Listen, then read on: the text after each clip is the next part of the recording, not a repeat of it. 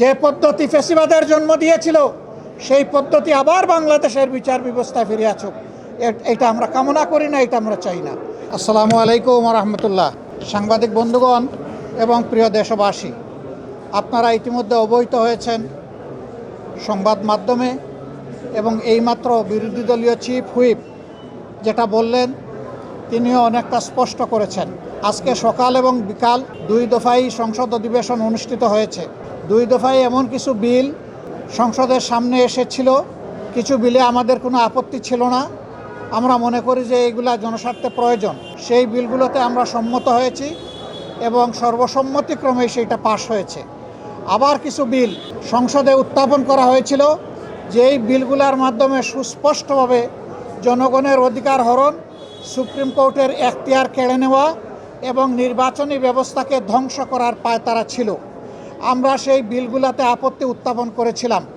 আমাদের আপত্তিতে আমাদেরকে সুযোগ দেওয়া হয়েছিল প্রথমে 2 মিনিট। আমরা প্রতিবাদ করে বললাম যে 2 মিনিটে তো কোনো বক্তব্য উপস্থাপন করা সম্ভব নয়। তখন স্পিকার মহোদয় প্রথম বক্তাকে 3 দফায় বাড়িয়ে 6 মিনিট দিলেন, যেটা ছিল আসলেই আমাদের উপর একটা কি বলবো, অবিচার কথাটা বলা ঠিক হয় না, তবে সুবিচার হয়নি। তারপরে আমরা দাঁড়িয়ে দেখলাম যে সংশ্লিষ্ট মন্ত্রী, তার কোনো সময়ের লিমিট নাই, দীর্ঘ সময় ধরে প্রাসঙ্গিক অপ্রাসঙ্গিক অনেক কথাই তিনি বললেন। আমরা তখন বললাম যে আমরা মাননীয় স্পিকারের কাছে আমরা সুবিচার আশা করি। একজনকে আনলিমিটেড টাইম পারমিট করা হচ্ছে আর আরেকজনকে 2 মিনিট দেওয়া হচ্ছে। মাননীয় স্পিকার, আমরা প্রস্তাব দিচ্ছি উভয়কেই পর্যাপ্ত সময় দেওয়া হোক। হ্যাঁ, সময় বাড়ানো হয়েছে, কিন্তু বিরোধী দলের জন্য সময় বেঁধে দেওয়া হয়েছে। 10 মিনিটের বেশি কথা বলতে পারবেন না। মন্ত্রীরা যখন দাঁড়িয়েছেন তাদের জন্য সময়ের কোনো লিমিট ছিল না, তারা আনলিমিটেড কথা বলেছেন। এই রকম ভারসাম্যহীনভাবে আজকে আমাদেরকে দিনটা অতিক্রম করতে হয়েছে। আমরা জনস্বার্থে আমরা সুস্পষ্টভাবে আমাদের আপত্তি জানিয়েছি যে আমরা বিচার বিভাগকে স্বাধীন হিসাবে দেখতে চাই। আর সেই বিচার বিভাগের স্বাধীনতার জন্য বিচারক নিয়োগ এবং স্বাধীন সচিবালয় বিচার বিভাগের কায়েম অতি জরুরি, যা ইতিমধ্যে একটি রায়ের মাধ্যমেও গতকাল এটা জনগণের সামনে এসেছে। আমরা বলেছি সংবিধান এবং সর্বশেষ রায় এই দুইটাই বলে দিচ্ছে যে এই দুই জায়গায় হাত দেওয়া সঙ্গত নয়, এটি অন্যায়, এটি বিচার বিভাগের উপরে নির্লজ্জ হস্তক্ষেপের সামিল। সুতরাং এখানেও আমরা ডিফার করেছি।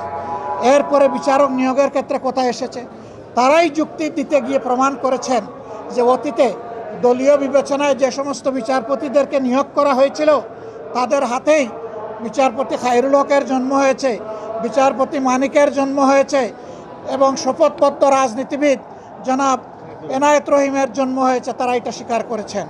আমরা সেই জায়গাটাই ফোকাস করেছিলাম যে বিচার বিভাগের নিয়োগ যদি নির্বাহী বিভাগের কর্তৃত্বের ভিতরে থাকে তাহলে বিচার বিভাগে এই ধরনের দুর্ঘটনা ঘটতেই থাকবে এবং জনগণ ন্যায় বিচার থেকে বঞ্চিত হবেন।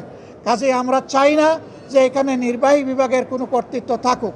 ইন্টারিম গভর্নমেন্ট যে অধ্যাদেশ জারি করেছিল সেখানে কার্যত নির্বাহী বিভাগের কোনো প্রভাব ছিল না। তারা আগেরটাই ফিরে গিয়ে তারা প্রমাণ করলেন হাসিনা খারাপ কিন্তু হাসিনার নীতি ভালো। আমরা সেম বলতে বাধ্য হয়েছি। এটা কখনো হতে পারে না। যে পদ্ধতি ফ্যাসিবাদের জন্ম দিয়েছিল সেই পদ্ধতি আবার বাংলাদেশের বিচার ব্যবস্থায় ফিরে আসুক, এটা আমরা কামনা করি না, এটা আমরা চাই না। এখানেও আমরা আমাদের তীব্র প্রতিবাদ রেকর্ড করেছি। এরপরে আপনারা দেখেছেন স্থানীয় সরকার বিল। স্থানীয় সরকারের 4টা বিল ছিল, জেলা পরিষদ, উপজেলা পরিষদ, সিটি কর্পোরেশন এবং পৌরসভা। এই সব জায়গায় বেপরোয়াভাবে অনেক জায়গায় ইতিমধ্যে দলীয় প্রশাসক নিয়োগ করে এই জায়গাগুলোকে কলুষিত করা হয়েছে। অথচ বিএনপি তাদের 31 দফা সংস্কার প্রস্তাব এবং তাদের নির্বাচনী ইশতেহার 2 জায়গায় পরিষ্কার বলেছে স্থানীয় সরকার লেভেলে যদি কোনো নির্বাচিত জনপ্রতিনিধি মারা যান অথবা কোর্টের দ্বারা সুস্পষ্ট দণ্ডিত হন সেই ক্ষেত্রেই কেবল প্রশাসক বসানো হবে, অন্যথায় নয়। এখন কোন কারণে তারা বসালেন তার কোনো জবাব তারা আমাদেরকে দিতে পারেননি। তারা মূলত এই টায়ারগুলোকে নির্লজ্জ দলীয়করণই করেছেন এবং তারও প্রতিবাদ আমরা জানিয়েছি। আমরা আশঙ্কা করছি এইভাবে বাংলাদেশের সবগুলো প্রতিষ্ঠানকে একদলীয় দলীয়করণ করা হবে। কার্যত এটি হবে আরেকটা ফ্যাসিজম, কার্যত এটি হবে আরেকটা অলিখিত বাকশাল। আমরা সেই বাকশালও চাই না, আমরা সেই ফ্যাসিজমও চাই না।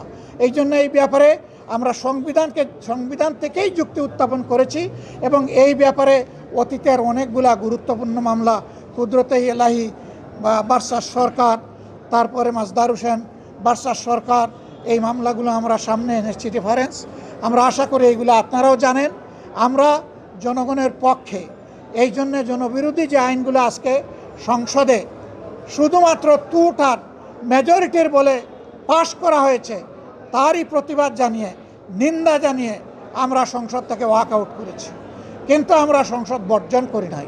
আমরা যাব, জনগণের হয়ে কথা বলবো, জনগণের স্বার্থের পক্ষে অবস্থান অক্ষুণ্ণ রাখবো।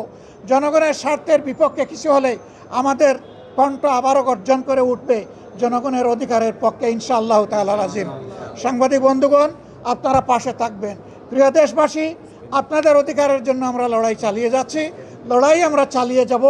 কোনো অন্যায়ের কাছে আমরা মাথা নত করব না। আমরা আজকে শেরপুর এবং বগুড়ায় দুটা নির্বাচন হয়েছে।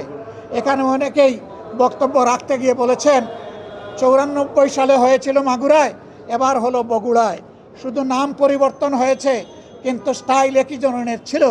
দলীয় সরকারের অধীনে তাদের কমিটমেন্ট ছিল তারা রাষ্ট্রীয় কোনো প্রতিষ্ঠানের উপর হস্তক্ষেপ করবেন না। আজকে কি হয়েছে জনগণ দেখেছে। শেরপুর 3 আসনে এর আগেও আপনারা জানেন আমাদের একজন সহকর্মীকে হত্যা করা হয়েছিল, একটা উপজেলার একজন সেক্রেটারি মৌলানা রেজাউল করিমকে। প্রিয় দেশবাসী, এর মাধ্যমে প্রমাণ হয়ে যাচ্ছে যেই লাউ সেই কদু। এতদিন পর্যন্ত বিএনপির সমস্ত বুলি ছিল মানুষকে ধোঁকা দেওয়া এবং প্রতারণা করা। তারা সেই একই ফ্যাসিজমের পথে হাঁটছে। আমরা আপনাদেরকে কথা দিচ্ছি দেশবাসী, আমরা ফ্যাসিজমকে মেনে নেব না। আগের ফ্যাসিজমকেও মেনে নেয়নি জনতা, আগের ফ্যাসিজমকে রুখে দিয়েছিল। নতুন করে ফ্যাসিজমকেও যদি কেউ প্রতিষ্ঠা করতে চান, তাও ইনশাআল্লাহ জনগণকে সাথে নিয়ে আমরা রুখে দেবো ইনশাআল্লাহ। আল্লাহ হাফিজ। বাংলাদেশ জিন্দাবাদ। আসসালামু আলাইকুম ওয়া রাহমাতুল্লাহ।